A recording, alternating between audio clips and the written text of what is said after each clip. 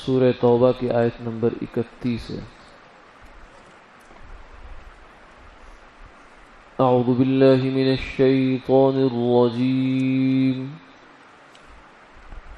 بسم اللہ الرحمن الرحیم۔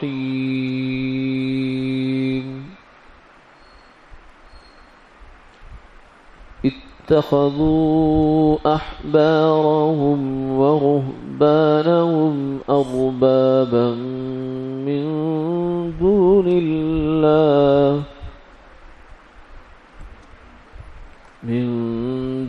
الله والمسيح ابن مريم وما أمروا إلا ليعبدوا إلها واحدا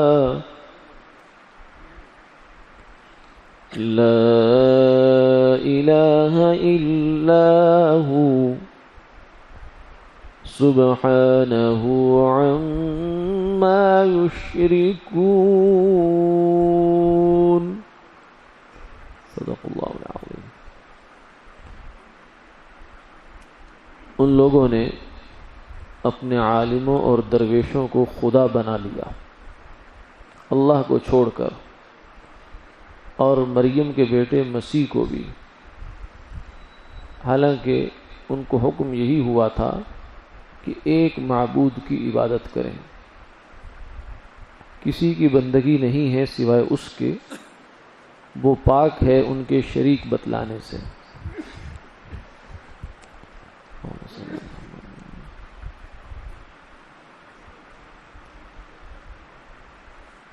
گزشتہ آیت میں یہودیوں اور عیسائیوں دونوں کے بارے میں یہ ذکر ہوا تھا کہ انہوں نے شرک کیا ہے، یعنی اگرچہ یہ اہل کتاب ہیں مگر شرک میں مبتلا ہو گئے۔ یہودیوں کا شرک یہ ہوا کہ انہوں نے عزیر علیہ السلام کو اللہ کا بیٹا بنا ڈالا، اور عیسائیوں کا شرک یہ ہوا کہ انہوں نے عیسیٰ علیہ السلام کو اللہ کا بیٹا بنایا۔ اور جو اللہ کا بیٹا ہو پھر اللہ ہی ہوتا ہے، کیونکہ باپ اور بیٹے میں خصوصیات ایک جیسی ہیں۔ انسان کا بیٹا انسان، جانور کا بیٹا جانور، تو خدا کا بیٹا تو خدا ہونا چاہیے، کیونکہ اولاد جو ہوتی ہے وہ ماں باپ کی قائم مقام ہوتی ہے، ان کی ریپلیسمنٹ ہوتی ہے۔ تو اگر خدا کا بیٹا ہے تو پھر خدا ہونا چاہیے اس کو، اس لیے، اور دوسرا خدا ماننا یہ شرک ہے۔ ہندوستان میں ایک دفعہ ایک مناظرہ ہو رہا تھا، جب انگریز آیا ہمارے ہاں تو اس نے تلوار کے اور توپ کے ذریعے سے تو لوگوں کو فتح کیا، مگر اس کو لگا کہ یہ زیادہ دیر ہمارا یہاں سکہ چلنے کا نہیں ہے، تو انہوں نے پھر اپنے وہاں سے پادری لائے، انگلینڈ سے، برطانیہ سے، وہ بھی آ کر یہاں بیچارے مسلمانوں کو تنگ کرتے رہتے تھے کہ تمہارا مذہب غلط ہے، ہمارا مذہب سچا ہے، سب عیسائی ہو جاؤ، عیسائیت کی علی الاعلان دعوت دیتے تھے، اور چوکوں چوراہوں میں آ کر علماء کو اور مسلمانوں کو چیلنج کرتے تھے۔ تو اسی زمانے کی بات ہے کہ ایک پادری جو ہے وہ، اور اس کے ساتھ ایک طالب علم تھا مسلمان، وہ مناظرہ کر رہا تھا، آپس میں بحث کر رہے تھے۔ تو اسی موضوع پر بات ہو رہی تھی کہ عیسیٰ علیہ السلام اللہ کے بیٹے ہیں یا نہیں ہیں۔ تو بحث کچھ طول پکڑ گئی، تو اس چوک میں جہاں چوراہے میں یہ بحث ہو رہی تھی، تو ایک لوہار لوہے کی دکان پر کام کر رہا تھا، اس نے جب یہ دیکھا تو وہ اپنا کام چھوڑ کر آ گیا اور کہنے لگا بیٹا آپ ایک طرف ہو جاؤ، یہ ہے جاہل آدمی، آپ ہو طالب علم، آپ علمی باتیں کر رہے ہو اس سے، یہ جاہل ہے، بے وقوف احمق ہے، یہ جاہل کے ساتھ مجھ جاہل کو نمٹنے دے۔ اس نے کہا کہ دیکھ میاں کہ اللہ تعالیٰ کی عمر کتنی ہے؟ مجھے سوال جواب دے. پادری سے یہ پوچھا تو پادری نے کہا یہ کیا بات ہے؟ انہوں نے کہا بتاؤ، فرض کرو 1000 سال، 2000 سال، لاکھ، کروڑ، ارب، خرب، کوئی ایک فگر بتاؤ، یا کہو کہ اس سے بھی زیادہ ہے. تو اللہ تو ازل سے ہے، وہ یہی کہے. اس نے کہا کہ اس سے بھی زیادہ عمر ہے.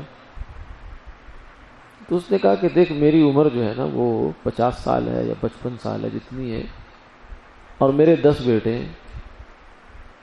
تو تمہارے خدا نے کروڑوں سال میں ایک ہی بیٹا پیدا کیا، عیسیٰ علیہ السلام، بس، اور کوئی بیٹا نہیں پیدا ہو سکا.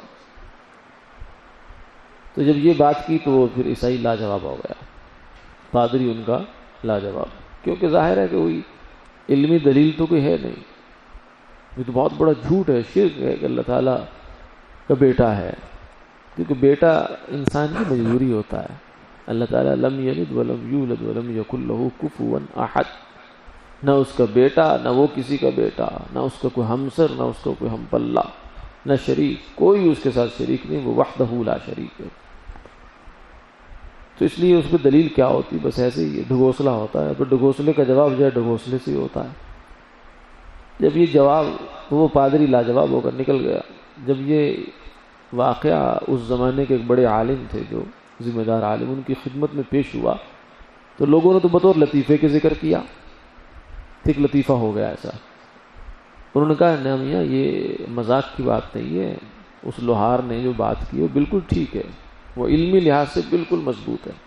کہ جی وہ کیسے؟ انہوں نے کہا کہ دیکھو، لوہار کے کہنے کا مقصد یہ تھا کہ بھائی اگر اللہ تعالیٰ کے لیے اولاد کا ہونا کمال ہے، یہ دو ہی باتیں ہیں، اس کا بیٹا ہونا یا تو اس کے لیے کمال کی بات ہے، اچھی بات ہے، یا اچھی بات نہیں ہے، نقص اور عیب ہے.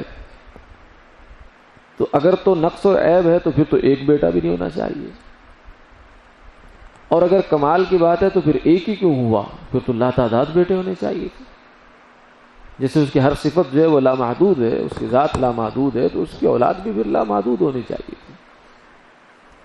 تو اس لیے اس نے بالکل ٹھیک اس کو پکڑا ہے، اس کو جواب بالکل ٹھیک دیا ہے، اس کے اوپر اعتراض بالکل ٹھیک کیا.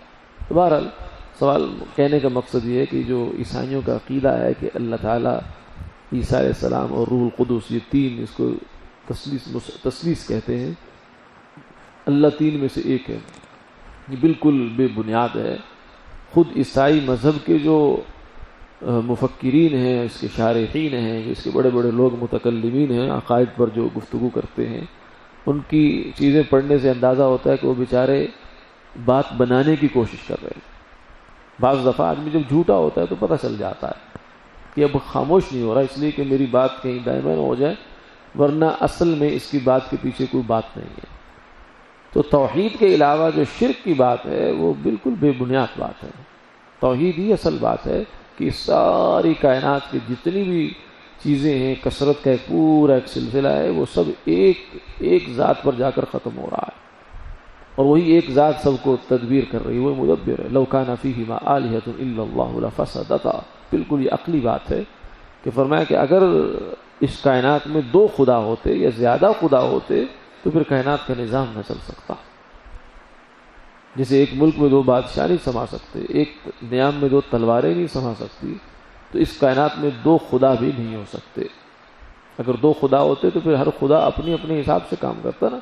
اذا لذهب كل اله بما خلق ولا على بعضهم على بعض.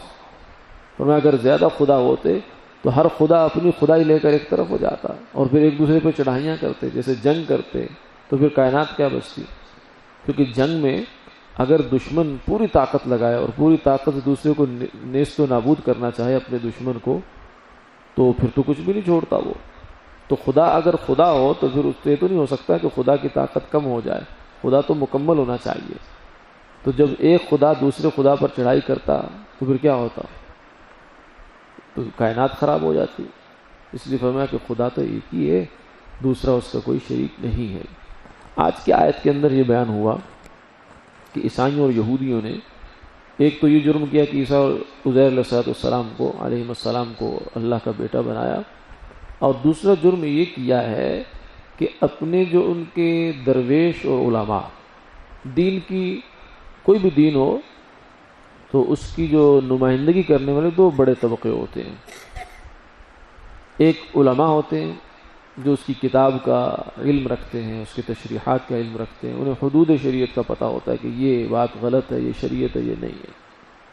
اور ایک اس مذہب کے اندر روحانی شخصیات ہوتی ہیں جو شریعت کی روح کو سنبھالے ہوتی ہیں.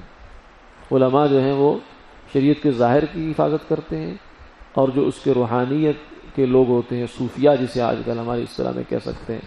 عیسائیوں کے ہم راہب ہوا کرتے تھے اور باقی مذاہب میں مختلف ان کے نام ہوتے ہیں. تو یہ لوگ روح شریعت کی حفاظت کرتے ہیں. جیسے مثلا نماز ہے، نماز کا ایک ظاہر ہے، وضو ہے، کھڑا ہو جانا ہے، ارکان ہے، فرض، واجب، سنت، مستحبات، یہ سب کی رعایت ہے. اور ایک نماز کی روح ہے، اور روح کیا ہے؟ توجہ اللہ، کہ انسان ایسی نماز پڑھے کہ اس کو اللہ کے ساتھ گویا کہ اس کو دیکھ کر عبادت کر رہا ہے. یہ جو خیال، یہ کیفیت ہے نماز کی، یہ نماز کی روح ہے. تو اس روح کی محنت کرنے والے اور اس کو سنبھالنے والے وہ بھی ایک طبقہ ہوتا ہے جسے صوفیہ کہتے ہیں. اسلام میں صوفیہ کہتے ہیں، عیسائیوں یہودیوں کے ہاں ان کو راہب کہا کرتے تھے، اور وہ اپنے علماء کو احبار کہتے تھے. حبر کی جمع ہے احبار. وہ کتاب کے عالم ہوتے تھے اور یہ ان کی روحانیت کے عالم، روحانیت کے حامل ہوا کرتے تھے. تو اپنے اپنے زمانے میں تو ٹھیک تھی، علم بھی ٹھیک تھا، روحانیت بھی ٹھیک تھی، مگر جب منسوخ ہو گئی تو اب تو وہ کسی کام کی نہیں ہے. نہ علم کسی کام کا ہے، نہ وہ روحانیت کسی کام کی ہے، کیونکہ اس علم کا نتیجہ بھی جہنم اور اس روحانیت کا نتیجہ بھی جہنم. سیدنا عمر رضی اللہ تعالیٰ عنہ نے شام کے سفر میں ایک صاحب کو دیکھا، ایک راہب کو دیکھا کہ وہ بیچارہ اتنا جو ہے وہ لاغر ہو چکا تھا مجاہدے کر کر کے، ریاضتیں کر کر کے، کہ اس کے جسم پر کھال اور ہڈی بچ گئی تھی، گوشت ختم ہو گیا تھا. اس حد تک اس نے محنت شاقہ کی تھی. تو سیدنا فاروق اعظم رضی اللہ عنہ نے جب اس کو دیکھا تو بھری افسوس کے ساتھ، اور فرمایا کہ عاملۃ ناصبہ تصلی نارا حامیہ، کہ کتنے ایسے لوگ ہیں کہ جو سر توڑ محنت کرتے ہیں، جان توڑ کوشش کر رہے ہیں اپنے آپ کو پانے کی، اللہ کو ملنے کی اور جنت بنانے کی، سر توڑ کوشش کر رہے ہیں، لیکن تصلی نارا حامیہ، انجام یہ ہے کہ دہکتی ہوئی آگ میں داخل ہوں گے. تو اس لیے اب تو نہ وہ احبار کسی کام کے، نہ رہبان کسی کام کے، لیکن جب تھے سو تھے. اب تو علماء ہوں گے یا صوفیہ ہوں گے اسلام کے اندر. تو یہ دو طبقے اب یہ چلیں گے. بہرحال ان کے بارے میں عیسائیوں اور یہودیوں نے یہ کیا تھا کہ ان کو انہوں نے شریعت کا مکمل اختیار دے دیا، یعنی گویا کہ جو اختیار اللہ کا ہے یا اللہ کی طرف سے نبی کو جو اللہ تعالیٰ اختیار دیتے ہیں، وہ اس حد تک انہوں نے ان کو بنا ڈالا، اور اس کا اثر آج تک بھی ہے ان پر. یعنی آج بھی جو عیسائیوں کا بہت بڑا وہ سلسلہ ہے، کیتھولک عیسائی ہیں، ویٹیکن سٹی جن کا مرکز ہے، تو وہاں پوپ کو اختیارات ہیں. وہ آئے روز شریعت کو بدلتا رہتا ہے، احکامات کو بدلتا رہتا ہے، مختلف ان کی اجلاسات ہوتے ہیں، اس کے اندر وہ بدل دیتے ہیں، جو مرضی رکھ دیں، جو مرضی نکال دیں. شریعت کی ایڈیٹنگ ان کے یہاں مسلسل چلتی رہتی ہے. اور یہودیوں کے ہاں بھی تھا، جسے اب بھی ہے، اور اس سے پہلے بھی مثالیں موجود ہیں کہ یہود مدینہ نے، جو مدینہ کے آس پاس یہودی رہتے تھے، انہوں نے رجم کی سزا کو شریعت سے نکال دیا، شریعت موسوی سے خارج کر دیا. یعنی شادی شدہ آدمی اگر زنا کرے تو اس کی سزا یہ ہوتی ہے کہ اس کو پتھر مار مار کے ہلاک کر دیا جائے. یہودیوں کی ہم یہ سزا تھی، لیکن انہوں نے مختلف معاشرتی اور سیاسی وجوہات کی بنا پر اکٹھے ہو کے بیٹھے، اکٹھ کیا، جوڑ کیا، اور اس کو شریعت سے خارج کر دیں. ان کا آئندہ کے لیے یہ سزا نہیں ہوگی. اس کی جگہ کیا کریں گے؟ ہم گدھے پہ بٹھا دیں گے، منہ کالا کر دیں گے، اور لان تان ملامت کر کے ان کو بازار کا، محلے کا چکر لگوا دیں گے، بس یہ سزا کافی ہے. جبکہ یہ سزا شریعت نہیں تھی، یہ تو اپنے پاس سے بنائی انہوں نے. تو عیسائی ہوں یا یہودی، ان کے علماء یہ حرکتیں کیا کرتے تھے، اور یہ ان کو قبول کرتے تھے. اور یہ شریعت کے اندر اس قسم کا اختیار کہ شریعت میں سے جو چاہیں نکال دے، جو چاہیں رکھ دیں، ڈال دیں، یہ سوائے اللہ کے اور کسی کا نہیں ہے. تو جو اللہ کا حق ہے، جو اللہ کا اختیار ہے، وہ اختیار اگر سونپ دیا جائے احبار کو یا رہبان کو تو یہ ان کو خدا کی جگہ بٹھانا ہے۔ اس لیے جب یہ آیت نازل ہوئی تو ایک صحابی جو پہلے عیسائی تھے اور پھر مسلمان ہوئے، انہوں نے آپ صلی اللہ علیہ وسلم کی خدمت میں عرض کی، یا رسول اللہ، قرآن پاک یہ کہتا ہے کہ ہم نے اپنے احبار و رہبان کو جب ہم عیسائی تھے تو ان کو خدا بنایا تھا، تو ہم نے تو کبھی خدا نہیں بنایا۔ ہاں عیسیٰ علیہ السلام کو ایک الگ بات ہے، وہ مانتے ہیں ہم، لیکن احبار و رہبان کو ہم نے کبھی نہیں خدا بنایا، نہ ہم نے کبھی ان کی پوجا کی ہے، نہ ہم نے کبھی ان کو خدائی مقام دیا ہے۔ تو یہ قرآن کیا کہہ رہا ہے؟ تو آپ صلی اللہ علیہ وسلم نے ان سے پوچھا، بتاؤ ان کے ہاتھ میں تم نے حلال و حرام کا قلم دیا تھا کہ نہیں دیا تھا؟ کہ جس چیز کو چاہتے حلال کر دیتے، جس چیز کو چاہتے حرام کر دیتے، جو چیز چاہتے شریعت ہوتی، جو چاہتے نہیں ہوتی، یہ دیا تھا یا نہیں دیا تھا؟ کہنے لگے ہاں یہ تو تھا۔ تو فرمایا یہ بھی تو خدائی اختیار ہے کہ کسی چیز کو حلال کر دینا، حرام کر دینا۔ وَلَا تَقُولُوا لِمَا تَصِفُ أَلْسِنَتُكُمُ الْكَذِبَ هَذَا حَلَالٌ وَهَذَا حَرَامٌ۔ حلال و حرام کا فیصلہ کرنا یہ تو خدا کا کام ہے۔ تو یہ ان کو بنا رکھا تھا انہوں نے، اس لیے یہ بھی ان کا ایک جرم ہے، شرک ہے یہ بھی۔ اچھا یہاں ایک بات یہ ذہن میں رکھنی چاہیے کہ اس آیت کو سامنے رکھ کر کچھ لوگ جو کم فہم ہیں وہ کیا کرتے ہیں؟ تقلید پر اعتراض کرتے ہیں۔ تقلید کیا ہے؟ تقلید یہ ہے کہ جو آدمی کم علم ہے، جس کو شریعت کا علم تھوڑا ہے، کم ہے، اس کے پاس وقت نہیں ہے، اس نے علم حاصل نہیں کیا، وہ کسی عالم آدمی سے دین کا مسئلہ پوچھتا ہے اور پوچھ کر اس پر عمل کر لیتا ہے، بڑے عالم سے، اور اس سے دلیل نہیں پوچھتا کہ کہاں سے کہا آپ نے یہ، ہر مسئلے کی اس سے دلیل نہیں پوچھتا، اس پر اعتماد کرتا ہے اور وہ جو مسئلہ اس کو بتاتا ہے اس پر عمل کر لیتا ہے۔